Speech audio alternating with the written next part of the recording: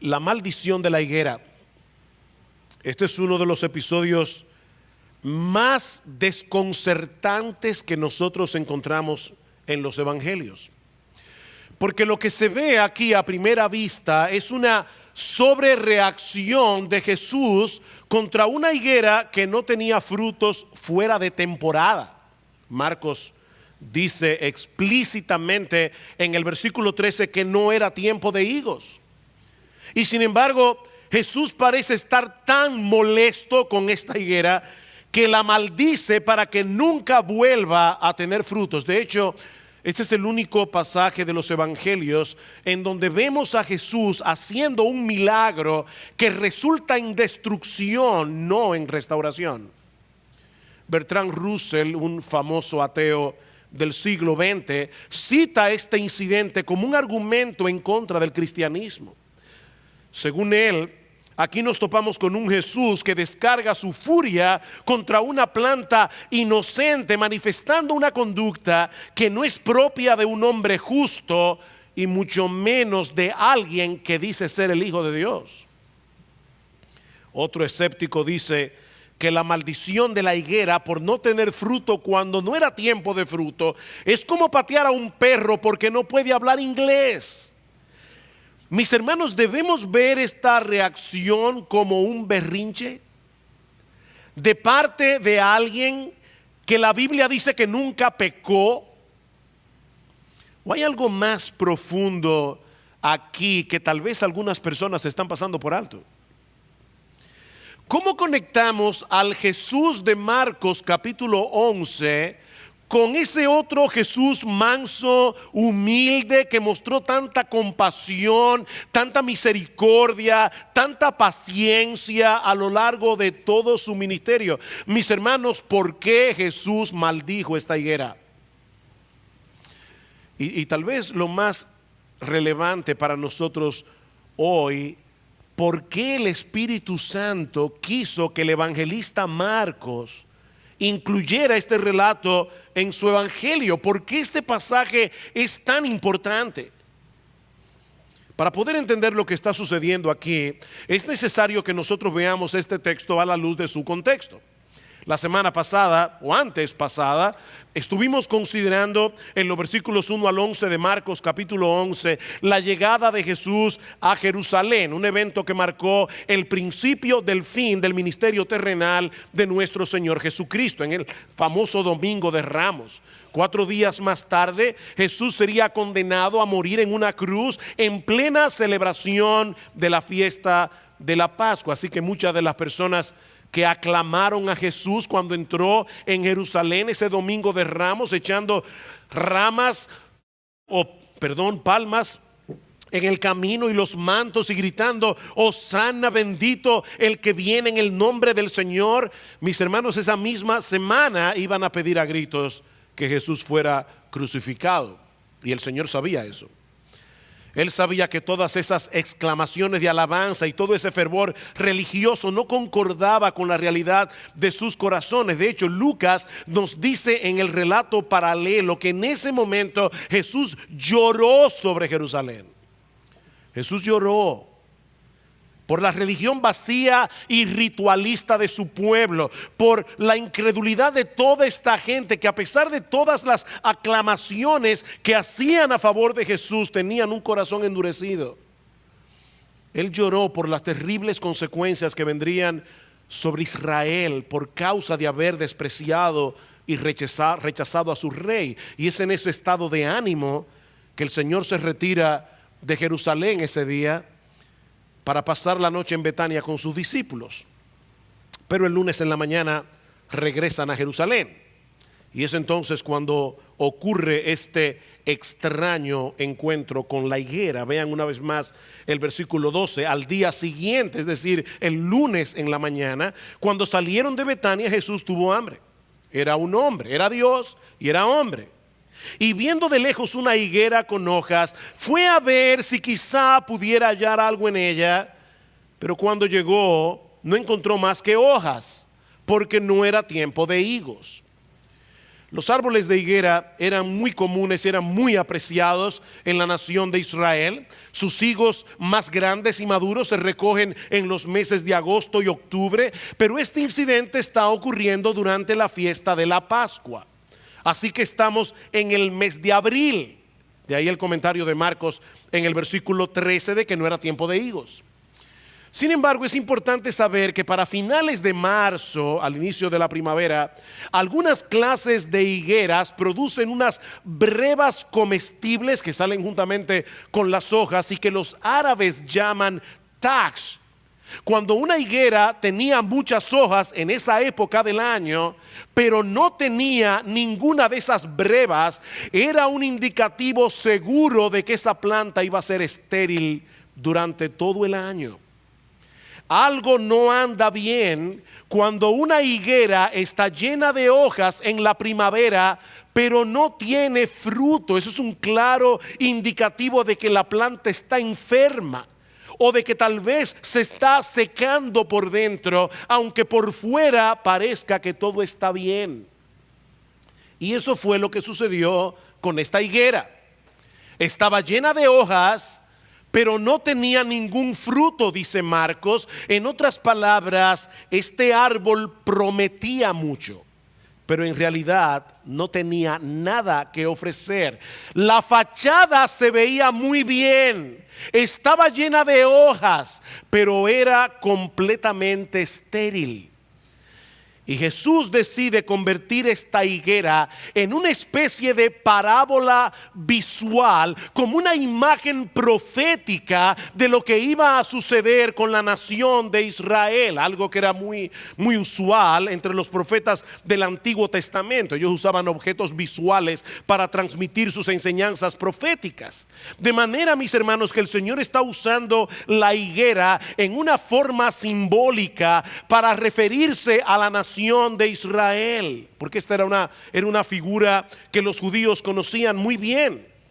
En el Antiguo Testamento, una higuera fructífera era un símbolo de la bendición de Dios, así como una higuera estéril era un fruto de juicio y de condenación. Por ejemplo, en Jeremías capítulo 8, versículo 13, Dios le dice a la nación de Israel por medio del profeta Jeremías que debido a sus pecados, sus vides quedarían sin uvas, sus higueras sin higos y sin hojas.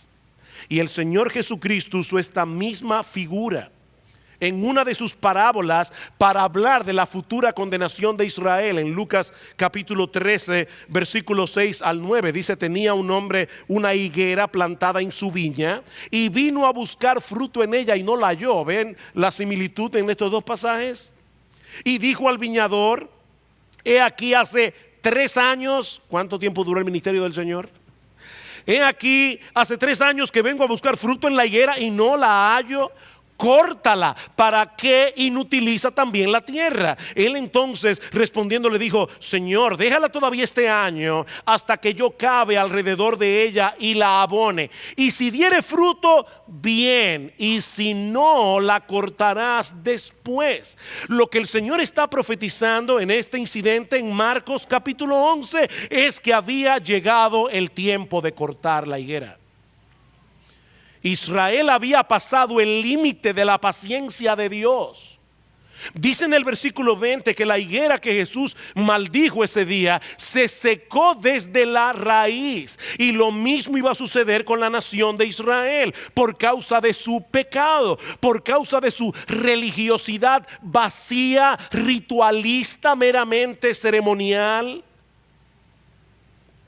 Ahora, hermanos, si nos quedamos en este punto y vemos la maldición de la higuera únicamente en relación a lo que sucedió con el pueblo de Israel hace 2000 años, nosotros hemos perdido la relevancia de esta historia para nosotros en el día de hoy.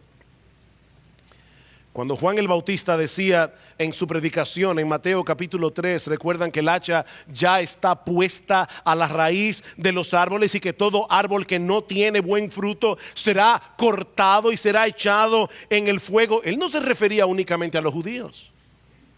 Todo árbol que no dé buen fruto será cortado. ¿Sabes lo que esto significa?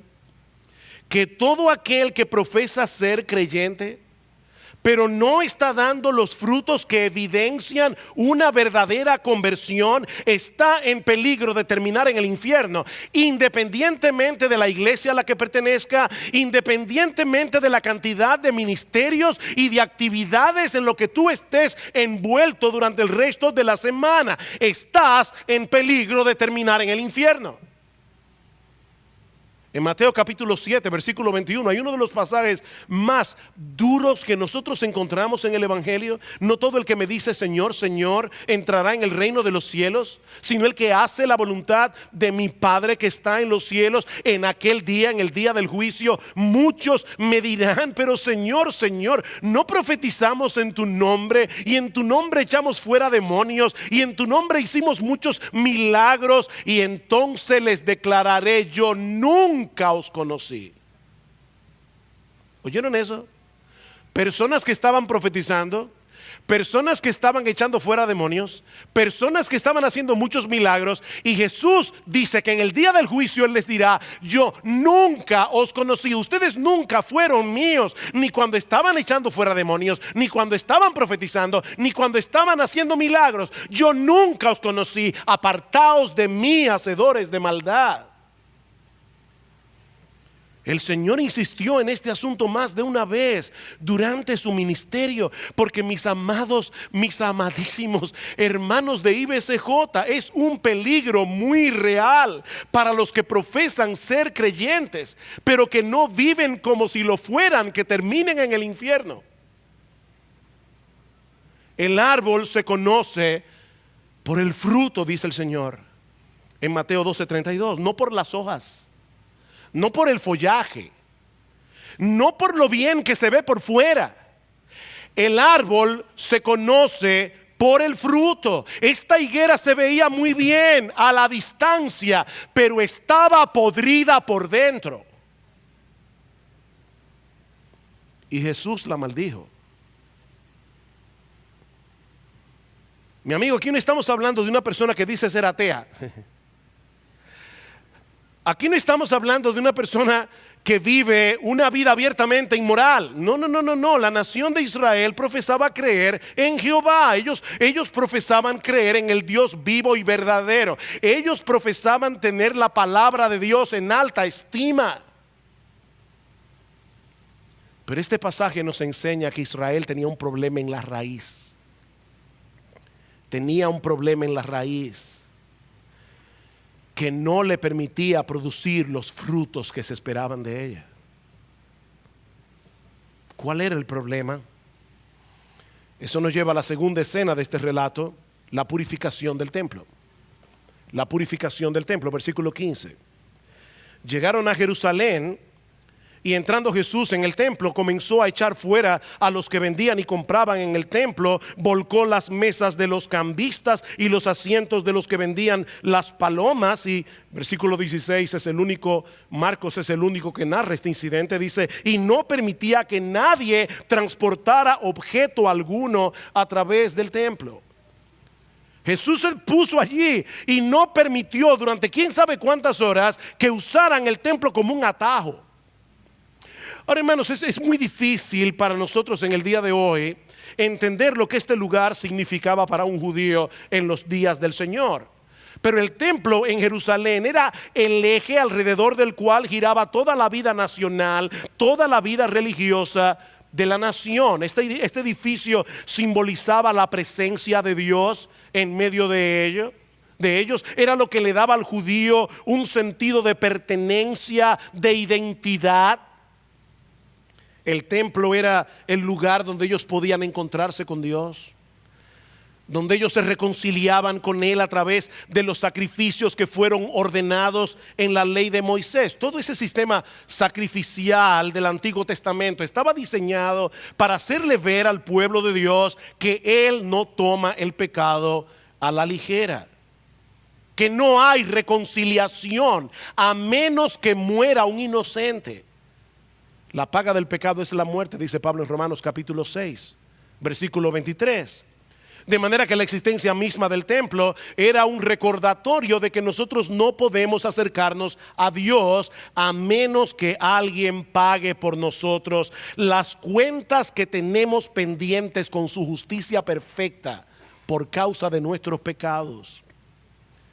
Pero lamentablemente, los mismos líderes religiosos que debían enseñar estas verdades al pueblo terminaron corrompiendo y profanando este lugar de adoración y de reconciliación. Y yo les pediría que tratáramos en esta mañana de usar nuestra imaginación para ver lo que Jesús vio ese lunes en la mañana. Todo el patio exterior del edificio del templo era conocido como el atrio de los gentiles, porque ese era el único lugar permitido para aquellos que no eran judíos. Dios había hecho provisión para que los gentiles pudieran acercarse a Dios, pudieran acercarse a su casa y conocer al Dios vivo y verdadero. Pero los líderes religiosos de la nación tomaron una decisión genial: usar ese espacio destinado a los gentiles para colocar un montón de puestos donde se vendían los animales para el sacrificio.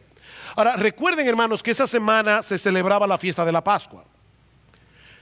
Generalmente la población de Jerusalén se triplicaba en esos días con los miles y miles de peregrinos que venían de todas partes del imperio a presentar sus sacrificios, el sacrificio del Cordero Pascual. Dice el historiador Flavio Josefo, un historiador judío del primer siglo, que hubo un año en particular durante la fiesta de la Pascua que se vendieron en los atrios del templo 250,000 corderos para el sacrificio. 250,000 corderos en el atrio del templo solo en esa semana. Ahora imagínate el templo de Dios, el atrio de afuera. Imagínate la gente, el gentío, la bulla, cada cual tratando de atraer a los clientes con un mejor animal, con una mejor oferta. Y todo eso con la agravante de que los sacerdotes eran los dueños de la mayoría de esos puestos de venta. Era un negociazo. El templo parecía cualquier otra cosa menos un lugar de adoración donde se invitaba a todo el mundo a venir a la presencia del Señor. Y es esto lo que provoca la indignación de Jesús. Vean el versículo 17. Y les enseñaba diciendo: ¿no está escrito, mi casa será llamada casa de oración para todas las naciones? Pero vosotros la habéis hecho cueva de ladrones. A propósito, el Señor está citando aquí dos pasajes del Antiguo Testamento. Estas no son sus propias palabras. Él está diciendo: ¿ustedes no leyeron lo que está escrito en su Biblia? En la palabra que ustedes dicen honrar, en la Biblia que ustedes dicen tener en alta estima. ¿Ustedes no leyeron en Isaías capítulo 56 versículos 6 y 7 donde se anuncia explícitamente que el propósito del templo era atraer a personas de todo el mundo para que conocieran al Dios vivo y verdadero? ¿Ustedes no leyeron eso? Cuando Dios llamó a Abraham para hacer de él una gran nación, en Génesis capítulo 12, ¿qué le dice el Señor? Yo te he llamado para hacer de ti una gran nación y a través de esa nación bendecir a todas las familias de la tierra. Israel nunca estuvo supuesta a ser una nación exclusivista, sino el instrumento a través del cual el nombre de Dios sería dado a conocer a todas las naciones. Pero Israel perdió de vista su razón de ser como pueblo de Dios, al punto de convertir el patio de los gentiles en un mercado. Y es interesante lo que hace Jesús aquí, porque había una creencia popular en los días del Señor de que al llegar el Mesías, Él iba a expulsar a todos los extranjeros del templo. El exclusivismo de Israel. Pero ¿qué hace Jesús? Exactamente lo contrario. Él expulsa a los judíos del atrio de los gentiles para dar acceso a gentiles como tú y como yo. Mi casa será llamada casa de oración para todas las naciones. Ahora, el otro pasaje que Jesús está citando aquí se encuentra en el capítulo 7 del libro de Jeremías. Y mis hermanos, este es un texto que nosotros debemos mirar con mucha atención, porque abre una ventana que nos ayuda a ver con más claridad qué fue lo que llenó de tristeza y de indignación el corazón de Jesús en ese día. El profeta Jeremías había estado proclamando un mensaje de juicio contra la nación de Israel por causa de sus pecados. Israel será invadida por los babilonios y el pueblo será llevado al exilio. Ese era el mensaje básico del profeta Jeremías. Pero ellos entendían que eso no podía suceder porque el templo del Señor estaba en medio de ellos. El templo del Señor se había convertido en una especie de resguardo, en una especie de talismán que los protegía del castigo de Dios. Y es por eso que Jeremías les dice en el capítulo 7, no confiéis en palabras engañosas, diciendo templo del Señor, el templo del Señor, el templo del Señor. En otras palabras, no presten oído a los falsos profetas que les dicen lo que ustedes quieren oír, que el juicio de Dios no puede caer sobre Jerusalén, porque esta es la ciudad que Él escogió para edificar su casa. No presten oído a esos profetas.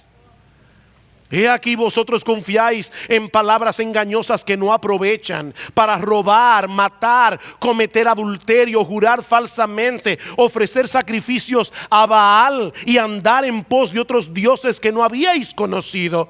Vendréis luego y os pondréis delante de mí en esta casa que es llamada por mi nombre y diréis, ya estamos salvos, para luego seguir haciendo todas estas abominaciones. Ustedes van a seguir viviendo como les da la gana y entonces vienen el sábado aquí al templo de Jehová y piensan que ya por eso van a escapar del juicio de Dios.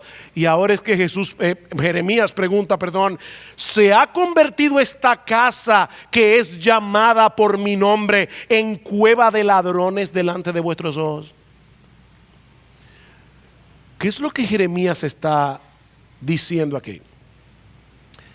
La ciudad de Jerusalén estaba rodeada de cuevas que los ladrones aprovechaban después de cometer sus fechorías para escapar del brazo de la justicia. Y lo que Jeremías está diciendo es que eso era exactamente lo que los judíos estaban haciendo en el templo.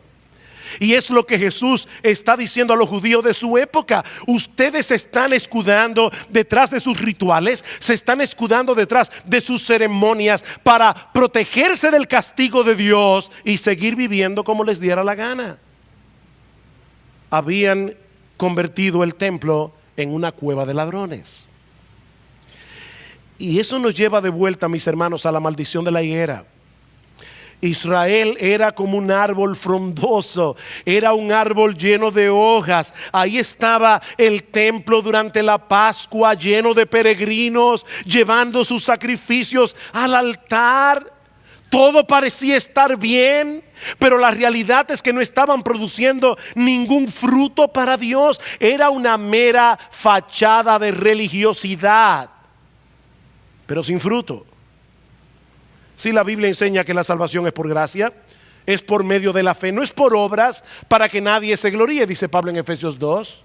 La salvación es un regalo de Dios que se recibe únicamente descansando en Cristo y en su obra de redención. Pero hermanos, amigos que están aquí en esta mañana, todo aquel que realmente cree, todo aquel que realmente se arrepiente, manifiesta a través de sus frutos la realidad de su fe y de su arrepentimiento.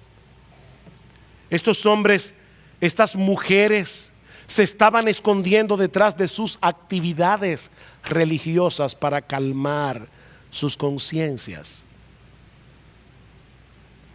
Mis hermanos, eso es convertir la casa de Dios en una cueva de ladrones. Vivir en el resto de la semana como un mundano y luego venir a la iglesia a calmar tu conciencia cantando himnos con tus ojos cerrados. Eso es convertir la casa de Dios en una cueva de ladrones. Tú te estás escudando, te estás escondiendo detrás de una religiosidad barata. Este pueblo de labios me honra, dijo el Señor en otra ocasión, pero su corazón está lejos de mí. Ustedes ven, hermanos, ¿cuál es el meollo de este asunto? No es estar en un lugar físico. Se trata del corazón. Estas personas estaban en el lugar correcto, diciendo las palabras correctas, trayendo los sacrificios correctos, pero su corazón estaba dañado. Su corazón estaba dañado. Y por favor, que nadie, absolutamente nadie, piense en este lugar en el día de hoy que está exento de ese problema por más años que tenga siendo miembro de esta iglesia. Porque este pasaje nos presenta una seria advertencia sobre la posibilidad de parecer un creyente sin serlo. Estar lleno de hojas y no tener fruto. Mis hermanos, se puede tener una mera apariencia de piedad, dice Pablo. ¿Recuerdan en 2 Timoteo capítulo 3? Versículo 5 dice Pablo: Timoteo, habrá hombres que tendrán apariencia de piedad, pero negarán la eficacia de ella. Lo que Pablo está diciendo aquí es que la piedad es eficaz. O sea, la verdadera piedad hace algo. Si los frutos no concuerdan con la piedad que tú profesas con tus labios, entonces es una piedad ineficaz y es una piedad peligrosa. Pablo le dice: Timoteo, debes evitar ese tipo de personas. Cuídate de ellas, Timoteo, porque destruyen a otros mientras se destruyen a sí mismos.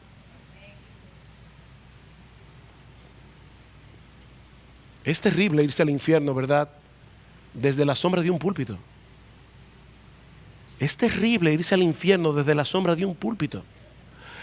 La piedad que no produce nada es peligrosa, hermanos, porque engaña al que lo posee, al que posee ese tipo de piedad, creyendo que es lo que no es, y se convierte en un foco de infección para todos los que están a su alrededor y ven su vida y piensan que lo que tú estás viviendo es el cristianismo. Eso es un foco de infección. A estos evita, dice Pablo.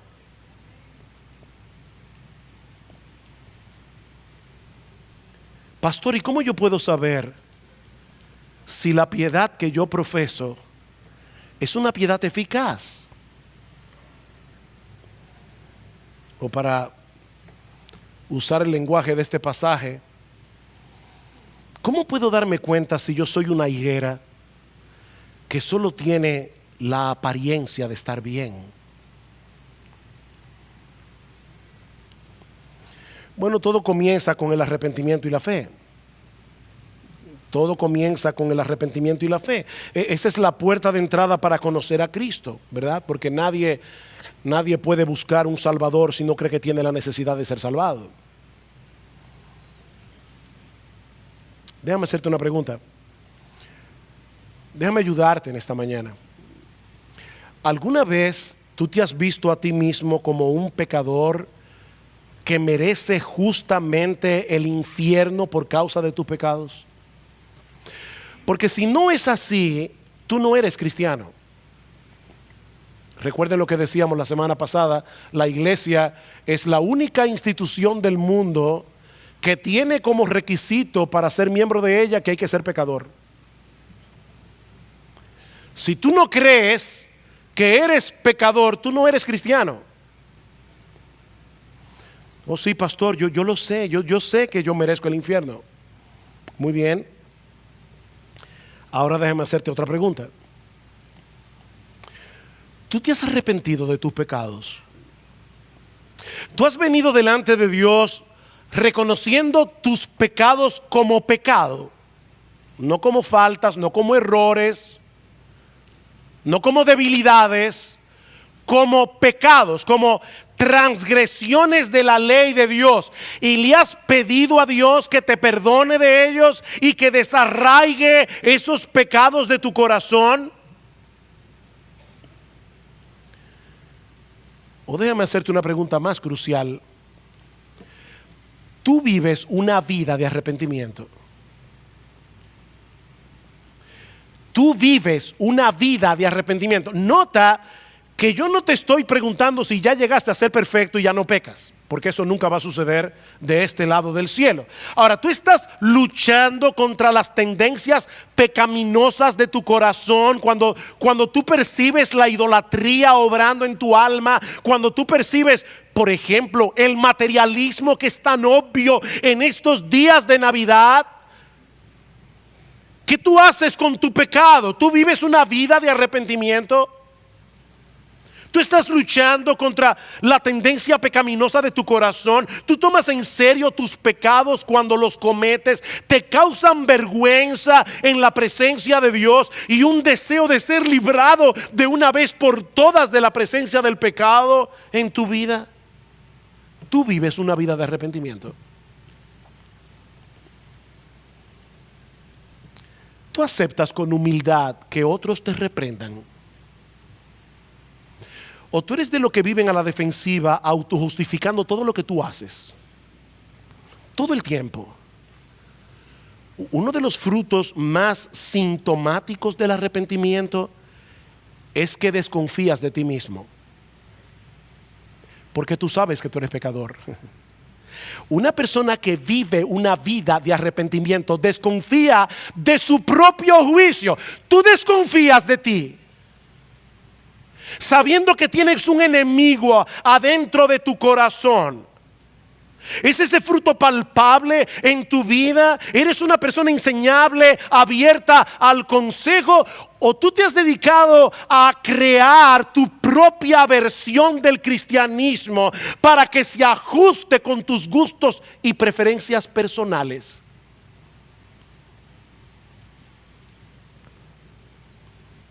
Sí, hermano, créame, este es un mensaje que no es fácil de oír y no es fácil de predicar. Pero nosotros vamos a dar cuenta a Dios por vuestras almas.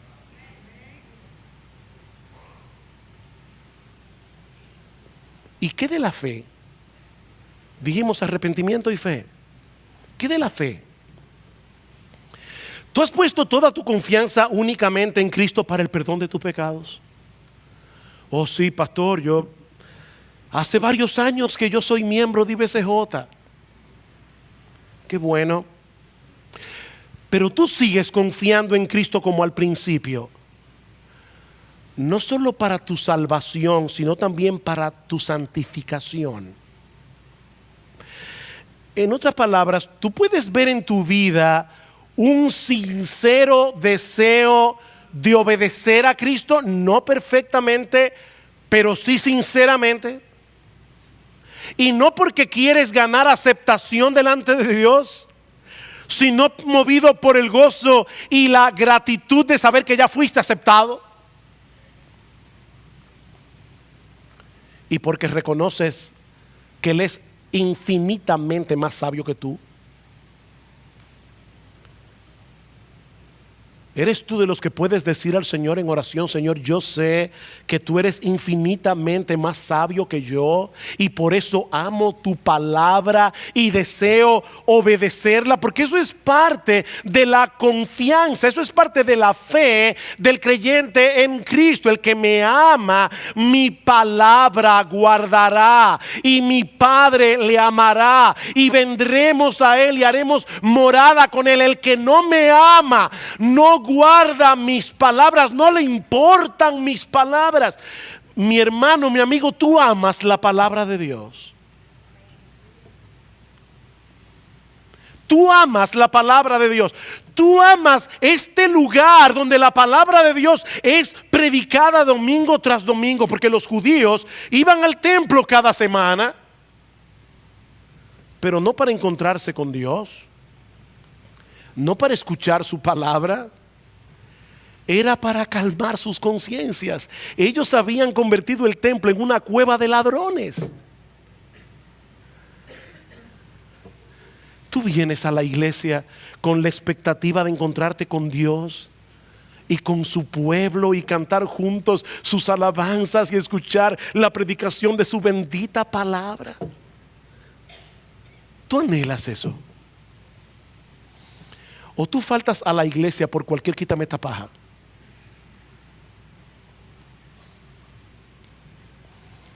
Déjame aterrizar esto un poco más. En la providencia del Señor, este próximo domingo es 25 de diciembre. No hay que ser muy inteligente para saber que el sábado es 24. Y el próximo es 1 de enero. Es decir, que la noche anterior es 31. Honestamente, mi hermano, de verdad, con honestidad delante de Dios, ¿tú estás planificando las cosas que vas a hacer estos 2 próximos fines de semana para poder estar en la casa de Dios en su día?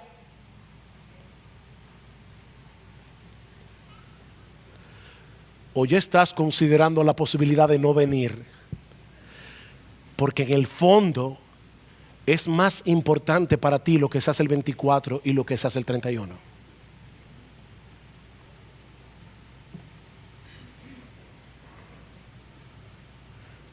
Mi hermano, mi hermana, ¿sabe de qué se trata todo esto? De creerle a Jesús. Esto no es legalismo.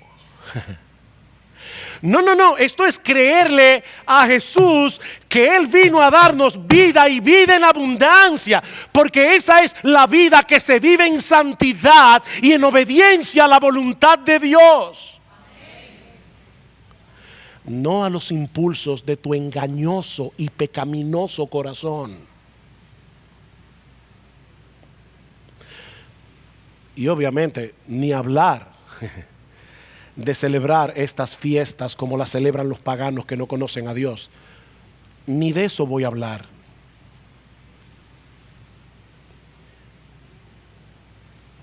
Los mandamientos del Señor no son gravosos, dice 1 de Juan capítulo 5 versículo 3. Los mandamientos del Señor no son gravosos. Lo que es gravoso es el pecado que mora en ti y en mí, en mi corazón también, que nos hace tan difícil obedecer a Dios y hallar el gozo que solo se encuentra en la obediencia. No son los mandamientos lo que son gravosos, es la pobredumbre de tu corazón y del mío. Los mandamientos de Jehová son rectos, dice el salmista, y precisamente por eso alegran el corazón. Alegran el corazón. ¿Tú crees eso? ¿O tú eres de los miles y miles que asocian la palabra santidad con santurronería desabrida, apagada, aburrida? Cuando tú oyes la palabra santidad, ¿cuál es la imagen que viene a tu mente? ¿Es la de un santurrón? ¿O es la de un hombre feliz?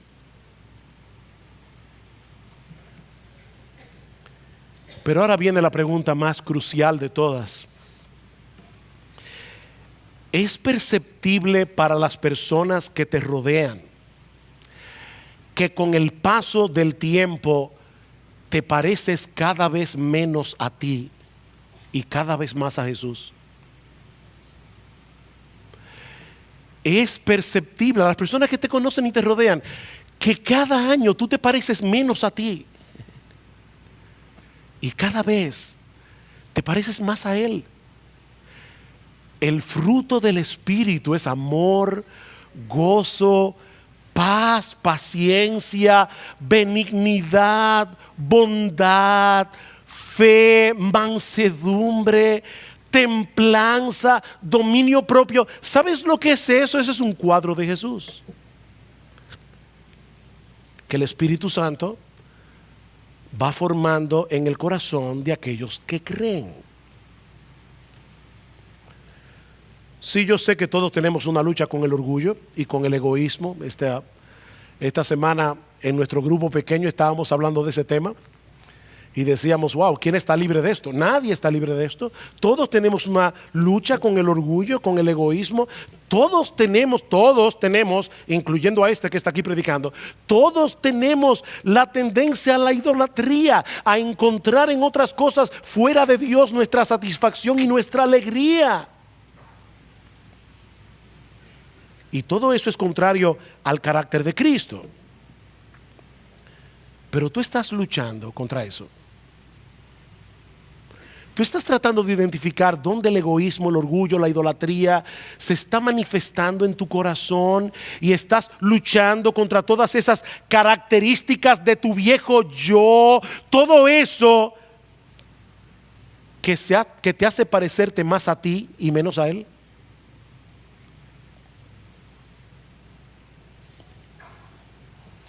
Mis hermanos, el Señor sabe la carga con la que yo vine al púlpito esta mañana. Porque amo esta iglesia. Porque no quisiera que ninguno aquí se esté autoengañando, creyendo que es lo que no es. Sí sabemos que todo creyente puede pasar por periodos de enfriamiento espiritual. Todos pasamos. Por eso a veces es difícil diagnosticar el verdadero estado del corazón. Y puede ser que haya alguno aquí que esté pasando por ese invierno del alma, por ese enfriamiento espiritual. Pero un verdadero creyente reacciona tarde o temprano al llamado amoroso y tierno de su Salvador a volverse a Él como al principio. Tal vez mi amado hermano, tú te has enfriado en tu fe, tal vez te has alejado del Señor. Entonces vuélvete a Él. Tengo contra ti que has dejado tu primer amor. Recuerda, por tanto, de dónde has caído y arrepiéntete. Recuerda de dónde has caído. ¿Tú recuerdas cómo eran tus primeros años en el Señor? ¿Tú recuerdas cuando Él te hizo suyo por la fe y tú entendiste lo que eso significaba? Dice Octavio Winslow: recuerda tu primer dolor por el pecado y tu primer gozo ante su perdón. Recuerda lo apreciado que era Jesús, lo gloriosa que era su persona, lo fragante que era su nombre y lo rica que era su gracia. ¿Tú te acuerdas de eso? Arrepiéntete. Vuélvete a Él. Aunque te parezca imposible regresar a donde estabas, Jesús es un gran Salvador y Él puede hacer que tu vida espiritual vuelva a florecer como al principio, tal vez como nunca antes. Él puede hacer eso. Ve y clama estas palabras hacia el norte, dice en Jeremías 3, y di: vuélvete, oh rebelde Israel, dice Jehová, no haré caer mi ira sobre ti, porque misericordioso soy yo, dice el Señor, no guardaré para siempre el enojo. ¿Tú oíste eso? Dios mismo te garantiza que puedes volver. No importa lo lejos que estés, puedes volver, porque Él es un Dios misericordioso. Sigue diciendo Winslow: No te hace falta nada más que esta invitación de Dios. Aunque Satanás te desanime, aunque tus pecados clamen contra ti, aunque la culpa, la incredulidad y la vergüenza se confabulen para obstaculizar tu camino, si Dios te dice que regreses, no requerirás nada más. No necesitas ninguna otra cosa. Él desea aceptarte de nuevo para perdonar tus pecados, para olvidar tu mezquina ingratitud, para sanar tu rebelión. Tienes una sólida garantía para regresar, por numerosos que sean los motivos de desánimo y la oposición a la que te enfrentes. Dios, el misericordioso, te está invitando a volver.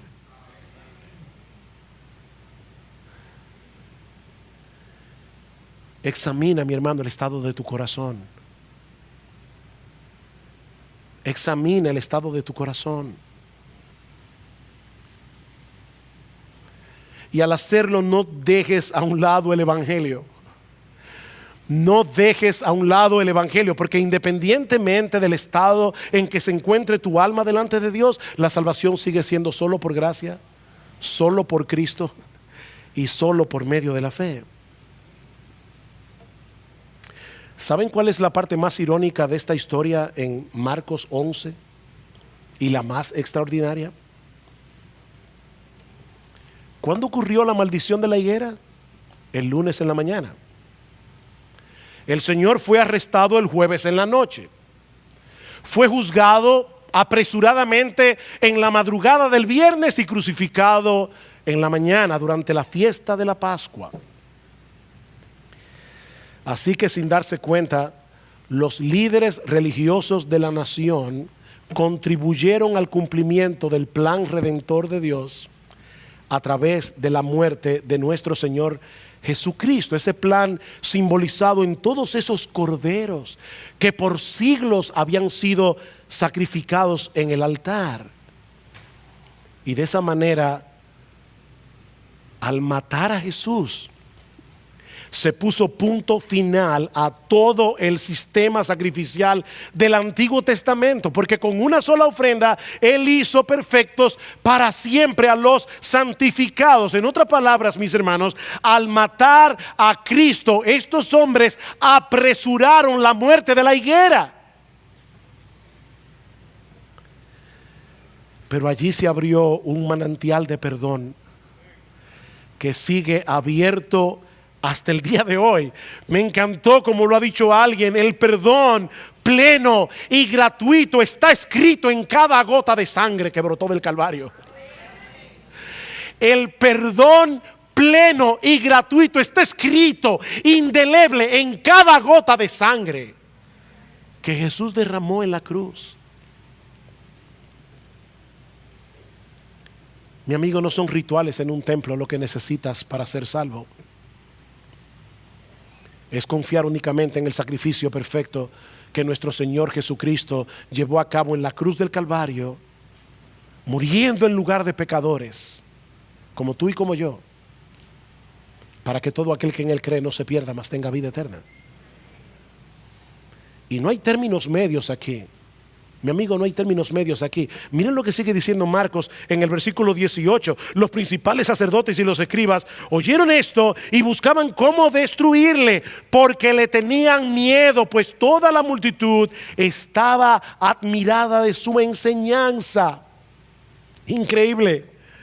Ellos no estaban indignados porque desde su punto de vista Jesús hubiera deshonrado el templo al actuar de esa manera, o porque Jesús haya interpretado mal las escrituras. No, la razón por la que querían matarlo era porque tenían temor de que la gente se fueran detrás de él y ellos perdieran su posición de influencia y de autoridad. Si Cristo gana, nosotros perdemos. Si Cristo pierde, nosotros ganamos. En otras palabras, o mantienes intacto tu orgullo, creyendo que no necesitas a un Salvador, o vienes a Cristo humillado en arrepentimiento y fe.